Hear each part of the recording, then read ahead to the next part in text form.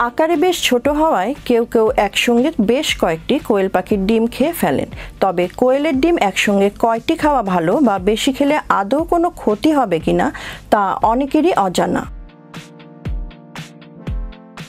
সাধারণত একটি মুরগির ডিমে 7 গ্রাম প্রোটিন থাকে, অন্যদিকে একটি কোয়েল পাখির ডিমে প্রোটিনের পরিমাণ 1.2 গ্রাম। আকারে ছোট হলেও ওজন অনুপাতে কোয়েল পাখির ডিমের প্রোটিনের ঘনত্ব মুরগির ডিমের প্রায় কাছাকাছি।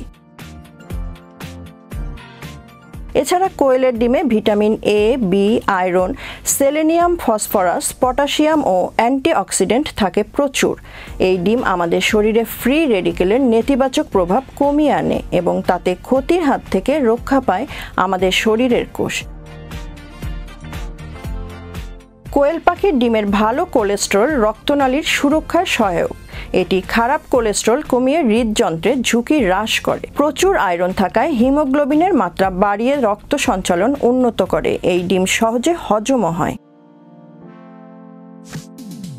একজন প্রাপ্তবয়স্ক সুস্থ ব্যক্তি দিনে 3 থেকে 5টি কোয়েল পাখির ডিম খেতে পারবেন। তবে প্রতিদিন না খেয়ে সপ্তাহে 3 থেকে 4 দিন খেলে ভালো। যদি উচ্চ কোলেস্টেরল বা হৃদরোগের সমস্যা থাকে তাহলে চিকিৎসক ও পুষ্টিবিদদের পরামর্শ নিয়ে কোয়েলের ডিম খেতে হবে।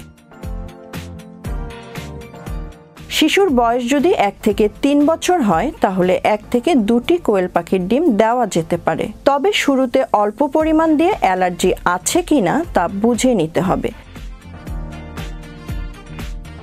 বয়স 5 থেকে 10 বছর হলে শিশুকে 3টি ডিম দিতে পারেন। অন্তঃসত্ত্বা ও স্তন্যদানকারী মায়েরা 2 থেকে 3টি খেতে পারেন। এর বেশি ডিম একসঙ্গে না খাওয়াই ভালো।